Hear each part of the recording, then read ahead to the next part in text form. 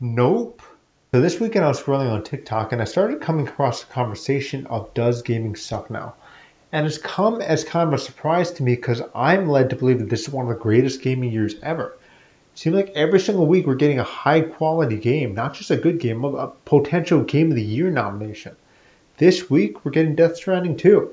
Even if you're not a fan of that, that's still pretty cool that that's getting as great of reviews as it's currently getting.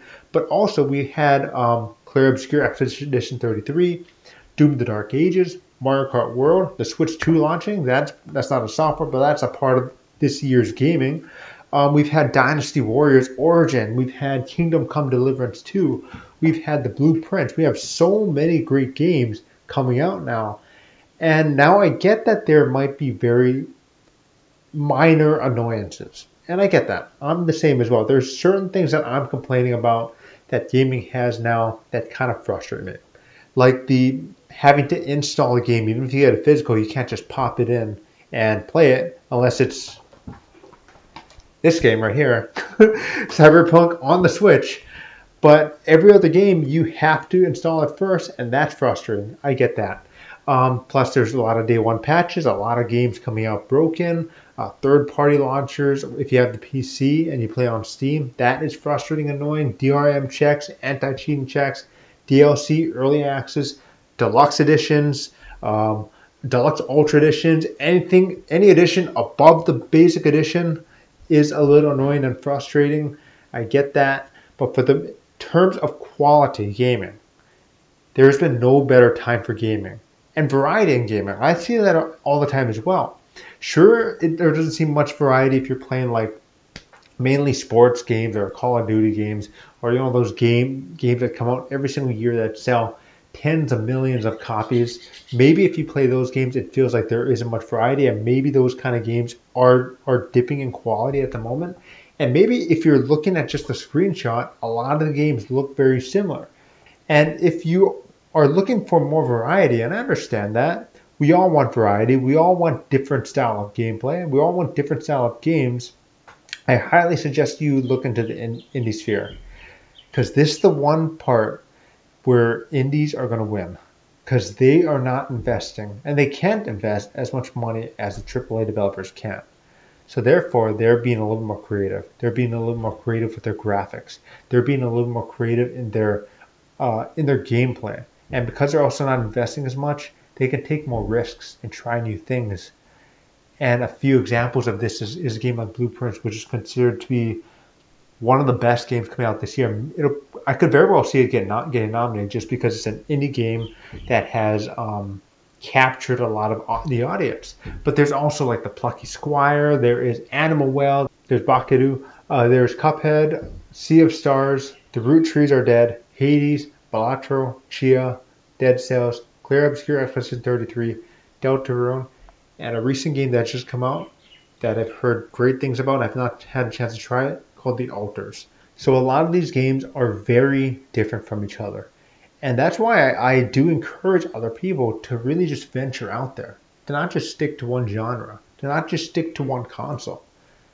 If you venture out to different consoles, PC, Xbox, Nintendo Switch, PlayStation, you're going to find a variety of things. You're going to find platforms. You're going to find shooters. You're going to find unique different shooters. You're going to find RPGs, unique style RPGs, old school style RPGs. I highly recommend you just not stick to one genre, not stick to one series, not stick to one console. And just look what else is out there. If the current gaming landscape of games that you're playing and the games that you're seeing are boring you. Because there's a lot of variety out there, man. And there's a lot of great games out there. And a lot of great games made from indie developers. And because the indie developers, they're keeping, in my opinion, they're keeping things fresh. And the great thing about like Xbox, Nintendo, and PlayStation is they all have their different niches. Nintendo is very family oriented, but they still have their RPGs. That's what I love Nintendo is they tend to do something a little bit different from the other consoles and the other companies. PlayStation, they continue to try new things. They really nailed the cinematic style of video games. While Xbox, while they're normally known for shooters, they recently has ventured out and acquired a lot of different companies to help build their Game Pass. And not only that, Game Pass has a lot of indie-rich titles on there. And I think if you really venture out there, you're gonna find something that you like.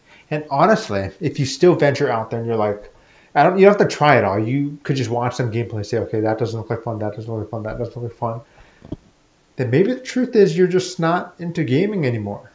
And that's fine. We all sometimes lose interest in things that we used to love. As a matter of fact, I'm a big wrestling fan, and I still am. But this year, my interest has kind of waned a little bit. I don't think this year has been as strong as last year. Last year I was really into it, especially the build to WrestleMania 40. But this year, especially the build to WrestleMania 41, pretty weak in my opinion, and it has just kind of like, I just don't really care too much anymore right now. But I'll still watch the big events, but my interest has kind of just not been there in terms of wrestling. But who knows? Maybe I'll get into it in the future. But back on the topic, video games. If you look out there, you can find a variety of video games for you. And how you look, and I know a lot of people don't like this. This is my suggestion, and this is what I sometimes do when I want to find out what to play or what series to watch. Is I go to ChatGPT and I just say, "Look, I'm looking for this. Is there anything out there for me?" It's the best suggestion tool that I personally could find. I know a lot of people don't like ChatGPT, but for that aspect, it works for me. Or you could just ask Google, the old-fashioned way, to see what else games like that. You could ask different chat boards to see, okay, what modern games are like that. And if still nothing interests you, but you still want a game, there's also nothing wrong with going back to the old games and just play with that and save money by doing that. Sure, they might not look as pretty as you remember, but they're still pretty fun because in the end, what matters is the gameplay.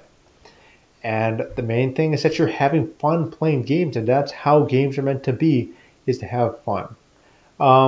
But yeah, that's my opinion on this entire. Does modern gaming suck? I completely disagree. A little annoying at times, but I do not think it sucks. I think there's a lot of great games out there, and I think this is the best time to be a gamer because there's never been a wider variety of games coming out simultaneously every single year. So I hope you enjoyed this video. If you have any comments on this topic, please leave in the comment section below. And if you like this video, please hit the like button and subscribe to see more videos just like this one. And I want to thank you all for watching this video, and I'll talk to you next time. Okay? Bye, everybody.